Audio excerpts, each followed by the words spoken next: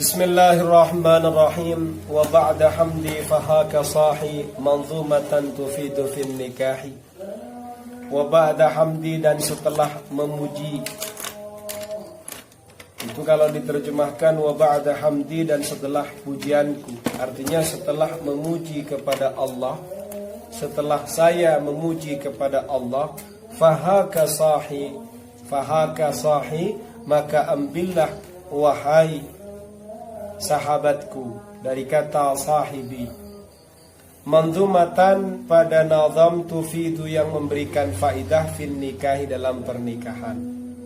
Jadi katanya penazim atau orang yang menazamkan, setelah saya memuji kepada Allah, maka ambillah wahai sahabatku manzumatan tufidu fin nikahi, nazam yang memberikan fungsi terkait dengan pernikahan, yang memberikan faidah pada pernikahan.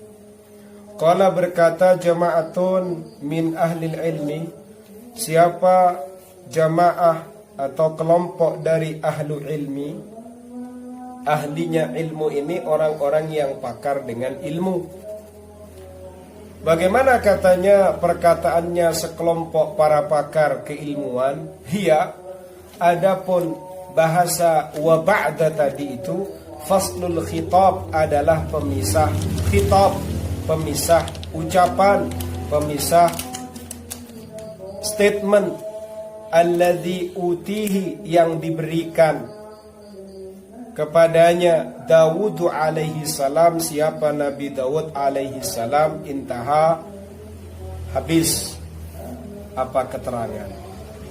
Menurut para pakar keilmuan, kata wa ba'du itu adalah faslul khitab, pemisah antara khitab yang pertama dengan khitab yang kedua, dipisah dengan kata wa ba'du atau wa ba'da. Kalau di sini wa ba'da.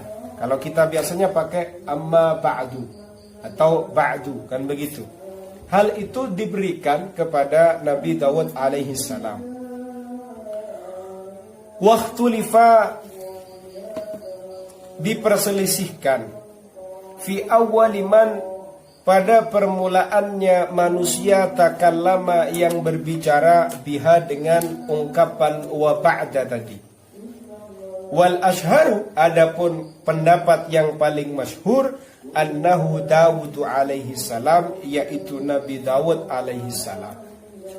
Ulama terjadi perselisihan siapa yang menggunakan redaksi wa ba'da. Ini pertama kali beliau adalah Nabi Dawud alaihi salam, menurut pendapat yang paling masyhur. Wa kana sallallahu alaihi wasallam yasta'miluha fi khutabihi wa ghairiha. Nabi Muhammad sallallahu alaihi wasallam menggunakan kata ba'da ini atau ba'du itu dalam khutbah-khutbah beliau dan juga yang lainnya. Wahia kalimatun yu'ta biha lil intiqali min uslubin ila akhara. Kata wa ba'da ini adalah kata yang ia didatangkan untuk memindah dari satu retorika pada retorika berikutnya, dari satu uslub ke uslub berikutnya. Wa takunu ma'a amma wa biduniha kama huna. Kadang kata ba'da ini disertai dengan amma menjadi amma ba'du, kadang juga tidak ada, seperti dalam contoh di nazam ini, wa ba'da hamdi tidak ada amma. Maksudnya bagaimana wa ba'da hamdi, setelah pujianku? Ay wa ba'da ma taqaddama minal basmalati wal hamdalati was salati ala nabi sallallahu alaihi wasallam, fahaka sahi, ay fakhudh ya sahibi. Maksud dari bait tadi adalah setelah pujianku tadi, setelah pujian yang sudah berlalu, mulai dari basmalah, hamdalah, dan membaca salawat kepada Nabi Muhammad SAW. Itu semua termasuk dari bagian hamdi. Setelah basmalah, hamdalah, dan salawatku, kan begitu. Fahaka sahi, maknanya apa? Fakhudh ya sahibi, ambillah wahai sahabatku. Fasahi di situ kan fahaka sahi. Fasahi. Kok ada fasahi? Gimana fasahi itu? Itu aslinya sahib, sahibi. Munada murakhamun ala isqati harfin nida. Bentuk kata sahib itu menjadi sahih itu adalah model munada. Munada itu adalah suatu yang dipanggil. Ya Zaidu. Ya-nya huruf nida, Zaidunya munada. Di sini munadanya adalah sahibu, tapi dibuang kata baknya.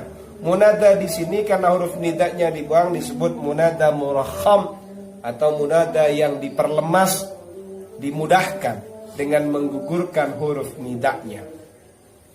Kemudian ada lanjutannya, manzumatan tufidu fin nikahi. Wa qawluhu manzumatan ay arjuzatan tufidu fin nikahi. Nazam itu maksudnya adalah arjuzah, rajaz, yang memberikan faidah dalam urusan pernikahan. Maksudnya gimana? Ai fi huquqi zaujain. Berarti berbicara tentang hak-hak suami istri. Wa ma yata'allaqu bidzalika, dan juga sesuatu yang berhubungan dengan haknya pasutri. Seperti apa? Min adabid dukhuli, berupa tata cara dukhul, tata cara jima. Ada di sini. Wal walimati, terkait juga dengan walimahnya pernikahan. Ada di sini. Wal wat'i, juga urusan wati atau jima. Wa kaifiyatihi, dan juga tata cara jima. Wa ghairi dzalika, dan juga yang lain. Ada nanti pembahasannya. Seperti itu. Ini memahami maksud dari kata wa ba'da hamdi fahaka sahi manzumatan tufidu fin nikahi. Yes. Summa innan nikaha, kemudian sesungguhnya pernikahan, ta'tarihil ahkamul khamsatu, itu terkena 5 hukum. Ada 5 hukum terkait dengan pernikahan. Tidak semua nikah itu berhukum sunnah, tidak semua nikah itu berhukum wajib. Tapi ada yang wajib, ada yang sunnah, ada yang makruh. Ada 5 hukum. Yakunu wajiban, nikah itu menjadi wajib. Wadzalika, hal itu kapan menjadi wajib? Fi haqqi man qadar alaihi, bagi orang yang mampu pada pernikahan. Wa khafa az-zina, dan ia takut terjadi perzinahan. Bitarkihi, dengan meninggalkannya. Orang itu berlaku wajib kalau dia sudah mampu menafkahi, dan dia akan jatuh pada perzinahan jika ia sampai meninggalkan pernikahan. Maka bagi orang ini wajib. Imam mampu. Kalau kamu tidak menikah, saya berzina. Oh, berarti kamu wajib menikah. Karena kamu sudah mampu, jika dibiarkan kamu akan berzina. Berarti hukum nikah bagimu imam wajib. Kemudian wayakunu manduban, nikah itu juga kadang berhukum mandub atau sunnah, mustahab. Wadzalika fi haqqi man raja'an nasla wa lam yakhaf az-zina bitarkihi raghiba fihi amla. Walau qata'ahu an ibadatin ghairi wajibatin. Nikah itu juga berhukum sunnah, mandub. Kapan? Bagi orang yang ia ingin punya keturunan, dan dia juga tidak takut pada perzinahan bila dia tidak menikah. Misalnya dia tidak menikah, dia juga tidak khawatir kalau dirinya akan jatuh kepada perzinahan. Tapi dirinya sendiri pengen punya anak. Seperti itu. Baik dia suka dengan nikah atau tidak suka dengan nikah, meskipun nanti nikah itu justru akan memutus dari ibadahnya dia, ibadah yang bukan wajib, ibadah sunnah. Misalnya seperti ini, Sofi misalnya, Ustaz, saya ini pengen punya anak, sudah ingin keturunan. Kalau saya tidak menikah ini Ustaz, saya juga tidak akan berzina. Oh, sudah. Kamu suka? Ya, kadang suka, kadang tidak. Nah, yes. Atau dia suka, atau dia tidak suka. Tapi kalau saya menikah, pasti keistiqomahan saya seperti membaca Al-Quran misalnya, ini nanti akan terputus, terganggu. Meskipun sedemikian, hukum nikah bagimu mandub. Wa yakunu makruhan wa dzalika fi haqqi man la raghbata lahu fiha wa la yarju naslan wa yaqta'uhu an ibadatin ghairi wajibatin. Ada juga nikah berhukum makruh bagi siapa? Bagi orang yang ia tidak memiliki keinginan pada perempuan atau tidak memiliki keinginan pada pernikahan. Dia juga tidak berharap keturunan. Dan dia juga sadar kalau sampai menikah, ibadahnya dia, ibadah yang bukan ibadah wajib, ibadah sunnah, rutinitas yang sunnah-sunnah itu akan terputus. Maka makruh baginya. Jadi ada kalanya orang itu nikahnya makruh. Ada namanya misalnya Abdul Warith misalnya. Kamu pengen nikah, saya tidak punya keinginan pada perempuan itu. Terus saya juga tidak pengen punya keturunan. Terus kalau saya nikah malah nanti saya terganggu dengan aktivitas yang sunnah-sunnah. Nah, orang kayak gini jangan dinikahkan, karena hukum nikahnya bagi dia adalah makruh. Wa yakunu mubahan. Wa dzalika fi haqqi man lam yakhaf az-zina wa lam yarju naslan wa lam yaqta'hu an ibadatin ghairi wajibatin. Mubah. Kapan mubah? Tidak wajib, tidak sunnah, tidak makruh, tapi mubah, boleh. Itu bagi orang yang ia tidak takut berzina. Misalnya dia tidak menikah juga tidak takut kalau dia akan terjatuh pada perzinahan. Artinya tidak ada kekhawatiran jatuh pada perzinahan. Dia juga tidak ingin punya anak. Kemudian misalnya menikah pun dia juga tidak akan menjadikan terputus dengan kegiatan rutinitas yang sunnah-sunnah. Nah, orang yang kayak gini hukumnya mubah. Hukumnya mubah. Jadi masing-masing orang ini hukumnya beda-beda. Wa yakunu muharraman wa dzalika fi haqqi man yadhurru bil mar'ati bi'adami wat'in wa nafaqatin aw kasbin muharramin walau li raghibin lam yakhsha 'anatan. Ada nikah yang berhukum malah muharram, dilarang, diharamkan. Bagi siapa? Bagi orang yang akan memberikan efek bahaya kepada perempuan. Efek bahayanya kenapa? Karena tidak diwati, tidak dijima. Itu kan membahayakan. Atau tidak dikasih nafkah. Nah, ini akan membahayakan. Atau dia akan menafkahi tapi dengan nafkah dari perkara haram. Ini kan berbahaya. Yes. Meskipun orangnya pengen menikah, tapi keinginannya masih batas yang ia tidak akan pernah berzina. Saya pengen, tapi kalau kamu tidak nikah, ya saya tidak akan berzina. Tapi kalau saya nikah, saya nanti ya tidak mampu mewate atau tidak mampu memberikan nafkah, atau mungkin nafkahnya dari perkara haram.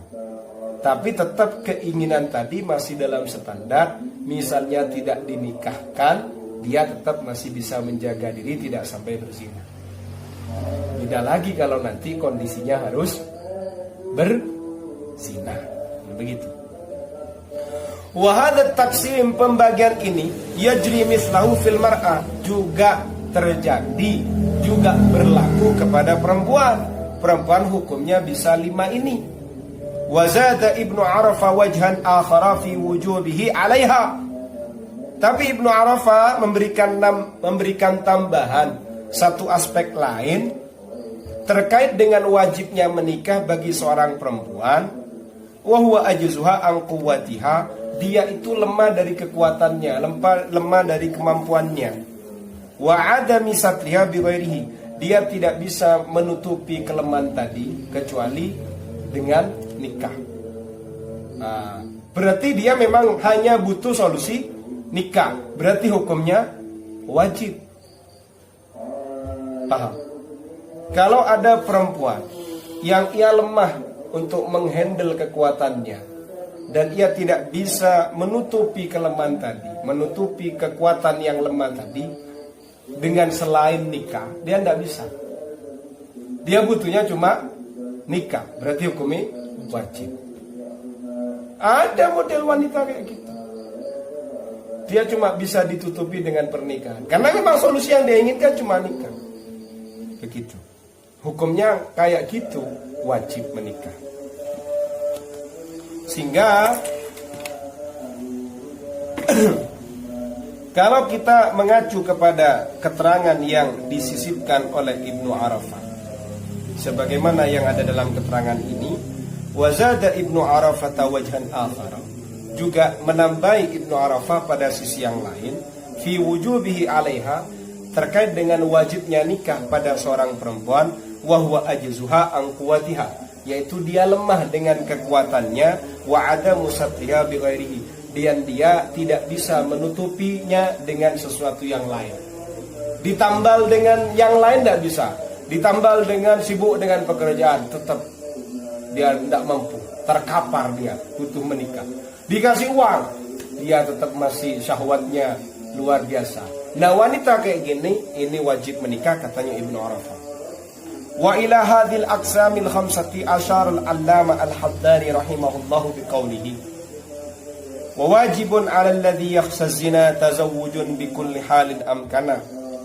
Terkait dengan pembagian yang 5 ini, sosok yang sangat alim yaitu Al-Haddari memberikan isyarat dengan redaksi beliau, wa wajibun 'ala alladhi yakhsha zina tazawwujun bi kulli halin amkana.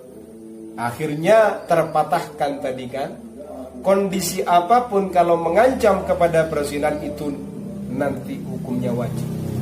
Orang lek wis kudu zina wajib nikah. Katanya Al-Haddari tadi, wa wajibun wajib 'alal ladzi, pada orang yakhsha zina, yang ia takut untuk melakukan perzinahan. Berarti kalau dibiarkan akan berzina.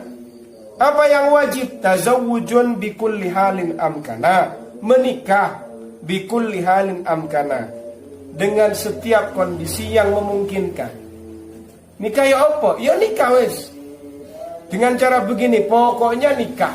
Karena kondisimu darurat, kamu harus berzina masalahnya, kan begitu. Wazida fin nisa'i faqdul mali wa laysa munfiqun siwar rijali. Juga disisipkan, ditambahkan pada wanita-wanita itu adalah faqdul mali, tidak punya harta. Kemudian tidak ada solusi, tidak ada yang memberikan nafkah kecuali para lelaki.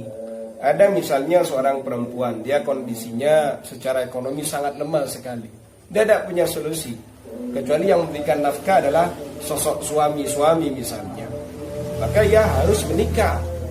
Begitu. Wa fi dhaya'i wajibin wan nafaqa minal khabithi hurmatun muttafaqah. Termasuk keharaman yang disepakati, termasuk ini adalah hal yang jelek. Kalau dalam pernikahan itu akan menjadikan tersia-sianya perkara wajib dan nafkah, itu haram nanti. Kamu nanti kalau menikah jangan sampai kemudian menyanyiakan yang wajib, kemudian malah tidak dinafkahi. Ini nanti hukum pernikahanmu nanti maka berhukum haram. Paham ya Sofia? Seperti itu. Liraghibin awraji naslin yundabu wa in bihi yadhi'u ma la yajibu. Liraghibin, bagi orang yang senang, awraji naslin, atau orang yang mengharapkan keturunan, yundabu, disunnahkan, wa in bihi yadhi'u ma la yajibu, meskipun dengan hal itu sesuatu yang tidak wajib atau rutinitas yang sunnah itu akan menjadi hilang. Pada bait liraghibin awraji naslin yundabu wa in bihi yadhi'u ma la yajibu, ini hukum nikah berhukum sunnah bagi orang yang menginginkan dan juga mengharapkan keturunan, meskipun nanti dengan menikah dia malah akan keteteran atau menyia-nyiakan hal-hal yang sifatnya sunnah. Saya ini pengen nikah, saya pengen punya anak, tapi saya sadar kalau nanti saya menikah ini rutinitas yang sunnah-sunnah yang menjadi amalia saya ini akan tersia-sia, keteteran, tidak terkerjakan dengan baik. Tapi bukan hal yang wajib ya, ibadah-ibadah sunnah. Hukum orang yang sedemikian tetap berhukum mandub untuk menikah. Disunnahkan dia menikah. Paham? Paham. Wa yukrah in bihi yudayya'un naflu wa laysa fihi rughbatun aw naslu. Nikah itu berhukum makruh jika nanti amalia-amalia sunnah akan tersia-siakan, tidak dikerjakan. Rutinitas kamu yang menjadi kesunahan-kesunahan itu malah tersia-siakan. Kemudian selain itu, kamu juga tidak pengen dengan menikah, dan kamu juga tidak mengharapkan keturunan. Nah, kondisi kamu yang sedemikian itu berhukum makruh lalu menikah. Satu, kamu ini akan menyia-nyiakan amalia sunnah, harus kumpul paketannya ini. Dan kamu juga tidak punya keinginan menikah atau tidak mengharapkan keturunan, maka kalau kamu dipaksakan menikah, hukumnya makruh. Paham ya? Paham. Wa in intafa ma yaktadi hukman madha jazan nikahu bisawiyil murtada. Jika tidak ada sesuatu yang menuntut pada hukum yang sudah dijelaskan sebelumnya tadi, jazan nikahu bisawiyil murtada, maka hukumnya nikah itu jaiz atau mubah. Paham ya? Paham. Yes. Wahtulifa halin nikahu afdalu awit takhalli lil ibadah afdalu warrajihu annal afdala al jam'u bainahuma li'anna nikah laysa mani'an minat takhalli lil ibadah wa qad taqarrara anna arkanan nikah khamsatun. Kemudian tema berikutnya tadi kan berbicara hukum-hukum pernikahan. Sekarang ini kita akan beranjak kepada tema sebuah pertanyaan. Sebenarnya itu nikah itu lebih utama mana antara menikah dengan kita ini at-takhallil ibadah, fokus dengan beribadah saja. Yes. Maka menurut pendapat yang rajih, yang paling utama adalah menghimpun kedua-duanya. Yo nikah, yo ibadah. Kenapa? Karena nikah itu bukanlah hal yang mencegah pada fokusnya kita untuk beribadah. Seperti itu. Jadilah sampean ditakoi, lebih utama mana sih? Saya pengen fokus dengan beribadah, mulai dari sholat, ibadah, puasa, kemudian baca zikir, baca Al-Quran, puasa, Senin Kemis, Ayyamul Bid, macam-macam ibadahnya sudah. Daripada orang menikah. Ya, yang paling baik adalah menikah dengan fokus ibadah. Karena nikah itu tidak mencegah kamu untuk berkonsentrasi menyatu dengan ibadah. Paham? Nah, kemudian setelah ini kita akan mengkaji kajian yang sedikit baru, yaitu terkait dengan rukun-rukunnya nikah. Tapi dalam kajian cenderung kepada aliran Malikiyah.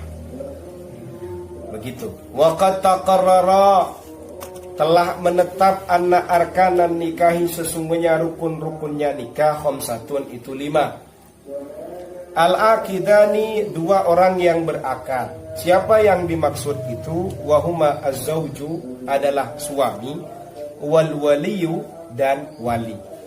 Ini rukunnya nikah begitu, versi Malikiyah. Wal ma'qudu alaihima, dan yang diakad. Yang diakad itu apa? Wahuma az-zawjatu was-sadaq, yaitu istri dan mas kawin. Nason, secara nas, kama fi nikahit tasmiyah, dalam nikah yang di situ ada penyebutan. Au hukman, atau cuma nikah secara hukum. Begitu. Jadi secara nas itu secara redaksi, secara pencetusan, sebagaimana yang kamu temukan dalam nikah tasmiyah, atau secara hukum saja, seperti di mana? Kama fin nikahi at-tafwid. Kama fin nikahi at-tafwid, seperti nikah at-tafwid itu pemasrahan. Wasigatu, dan sigat. Sigat itu redaksi akadnya itu. Paham ya? Wal mahru was-sighatu waz-zawjani tsumma al-waliyu jumlatul arkani. Wal mahru, dan mahar mas kawin, was-sighatu, dan sighat, waz-zawjani, dan dua dan suami dan istri. Zaujani ini pasangan dua, maksudnya suami istri. Summal waliyu, kemudian wali, jumlatul arkani adalah sejumlah rukun-rukunnya nikah. Lakin qala al-Khattab rahimahullah, lakin tetapi qala berkata al-Khattab, siapa al-Khattab rahimahullah, al-zahiru, adapun yang zahir, anna zauja, sesungguhnya suami, wa zaujata, dan istri, ruknani, adalah dua rukun. Lianna haqiqatan nikahi, karena hakikatnya nikah, innama tujadu bihima, sesungguhnya bisa ditemukan dengan suami dan istri. Begitu kalau ngomong zahirnya, rukunnya nikah ya dua itu. Wal waliyu wasigatu, wali dengan sigatnya nikah, itu bukan rukun nikah menurut Al-Khattab. Justru itu adalah syartani, dua syarat. Kenapa? Aili khurujihima andalik andatin nikah, karena sejatinya wali dengan sigot itu keluar dari esensinya nikah. Secara esensi yang nikah itu siapa sih? Suami istri, ya itu sing rukun. Wali apa nikah? Tutu. Sigot apa nikah? Tutu. Nah terus apa itu? Itu hanya syarat. Ini alirannya Malikiyah. Wa amma sadaq wa syuhud fala yanbaghi adduhuma minal arkani wala minas syurut liwujudin nikah bidunihima. Kalau urusan mas kawin dengan saksi, itu tidak selayaknya dianggap sebagai rukun. Tanpa ada mas kawin dengan tanpa ada persaksian, nikah itu bisa terjadi. Li'annal mudirra isqatus sadaq wa dukhul bila syuhudin. Karena sesungguhnya sesuatu yang berbahaya itu adalah menggugurkan mas kawin dan dukhul atau mendukhul istri bila syuhudin, dengan tanpa saksi. Jadi kalau dalam madhab Malikiyah, rukun itu sejatinya menurut Al-Khattab ya dua, begitu. Tapi tetap membahayakan misalnya digugurkan mas kawin itu, atau untuk mendukhul kok ternyata tidak ada saksi terkait dengan pernikahannya seseorang yang melaksanakan pernikahan. Jadi kalau menurut Malikiyah ini, dua saksi ini tidak harus hadir dalam akad, cuma dianjurkan saja. Tapi kalau mau dukhul, dia sudah ada pemberitahuan kepada dua saksi. Begitu. Jadi bahasanya dengan aliran yang seperti Syafi'iyah, maksudnya sama, tapi cara meredaksikannya secara dalil ilmiah itu sedikit beda. Makanya saya tadi berdiskusi dengan salah satu dosen yang beraliran Malikiyah. Ini gimana aliran Malikiyah ini? Kalau Syafi'i kan jelas, saksi ada kan, begitu kan. Kalau versi Malikiyah, saksi tidak harus hadir pada waktu pernikahan. Tapi nanti lek sampean katin dukhul, sampean harus ngasih tahu kepada dua saksi. Kan sebenarnya podo ae. Gitu loh. Nah, dukhul. Dukhul itu jima. Gitu loh. Wa qad nazzama al-'allamatul muhaqqiq Abu Abdullah Sayyidi Muhammad ibn al-Faqih al-Mudarris ya. Sayyidi Muhammad ibn al-Faqih al-'Allama Abil Qasim bin Saud rahimahullah mastadharahul Khattab rahimahullah biqauli. Orang yang sangat alim, yang mentahqiq dalam urusan ilmunya, yaitu Abu Abdullah Sayyidi Muhammad Ibnul Faqih Al-Mudarris, putranya Al-Faqih Al-Mudarris, tuan kita Muhammad bin Al-Faqih Al-Allama Abil Qasim bin Saud rahimahullah, atas apa yang disajikan oleh Al-Khattab tadi dengan sebuah redaksi, innan nikaha hukmuhun nadbu ala ma sahha min madhabina wa naqla ruknahu zawjani wa syartuhu wali wa sighatun la ghairu fil muhassali wa syahidani syartu fit dukhuli wal mahru taradiyun ala al maquli. wa syartu isqatis sadaqi yajri ala fasadil mahri tuna hajri hadha alladhi sahahahu al-laqad wa kulladhi hija lahu munqad. Yes. Ini makna nazaman ini sebenarnya hampir sama dengan apa yang disajikan oleh Al-Khattab, yang mengatakan nanti terkait dengan rukun-rukun nikah dan syarat-syarat nikah. Lebih jelasnya insya Allah besok saya akan kupas. Kemudian kita akan melanjutkan terkait dengan fadilah-fadilahnya orang-orang yang menikah. Wallahu a'lam bishawab. Nakhtitim hadzal liqa bi qiraati hamdalah jama'atan. Alhamdulillahi rabbil alamin.